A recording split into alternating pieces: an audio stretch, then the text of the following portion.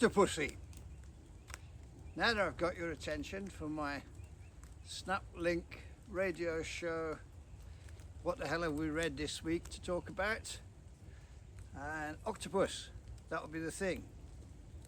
You probably already know, but 2025 was what they call a plague of Mediterranean octopus in the English Channel, the western approaches, mostly around Cornwall. All the crab pot fishermen and lobster fishermen and scallop fishermen and everybody else who's dependent on crabs, lobsters, shrimps and shellfish, we're finding that their traps are absolutely full of Mediterranean octopuses. Now, one thing I thought, because I remember there being a bit of a plague around Mumbles a long time ago, maybe in the 1970s, something like that. And the octopuses at question then were their bodies are about the size of an apple or an orange, and their legs maybe 10 inches or a foot across. So I thought that's what we'd be dealing with here, but it's not. The Mediterranean octopus, and I should know this because I've seen them free swimming in Portugal on the Atlantic coast there. They're bloody big. I would say, well, they're certainly the length of a fish box. So that's probably 3.5 feet, a metre or so. So a metre across the tentacles. It's quite a substantial animal. So you can see how tens of thousands of them appearing has affected the fishing, because they've eaten everything. And apparently, I think the commercial catch, because some people were quite happy to catch them and sell them back to the Mediterranean countries.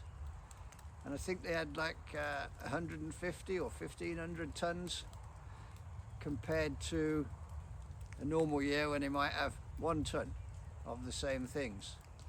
So it gives you an idea of how many there were. They didn't spread all the way up the channel.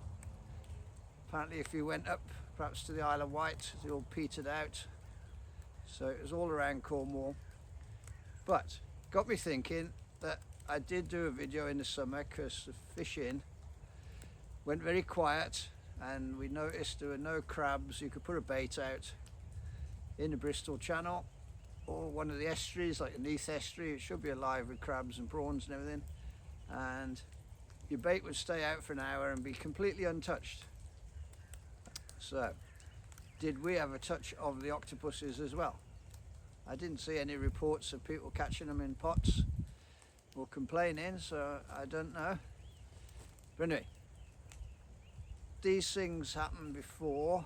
So we had a plague in the same area in the 1950s, I think it was 1958, and then going back it was 1880 something.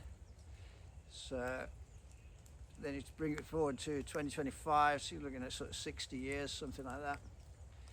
Now that got me thinking, the tuna, they arrive on an 80-year cycle when the waters warm up every 80 years, and they stay for 10 years or so.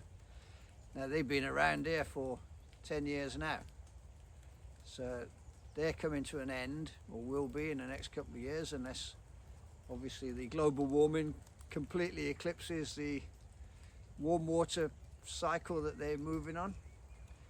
Now the octopuses, it seems, come after the tuna a little bit.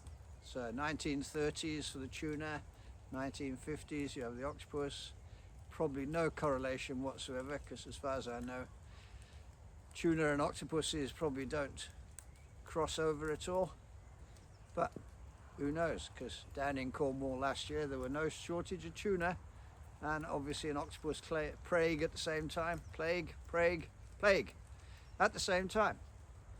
So we're in that warm water cycle now, and I did read somewhere else that if we have a strong El Nino, which I think, is that right? I think we've got an El Nino building up now, and he said if this is going to be a strong one, then 2026, 2027 could be super hot, and that will warm up the sea even more. So will we have another octopus plague on top of that one, or will it go back to a sort of 1 year thing every 50 or 60 years?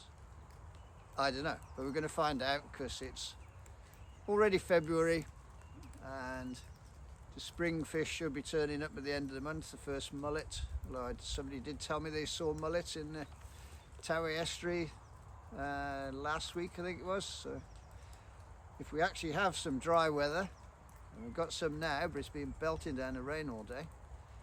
But if we had a couple of days dry, we could get over there and have a look and try for mullet. But certainly at the end of the month, the mullet will be here. Then the hounds, bass, everything will turn up.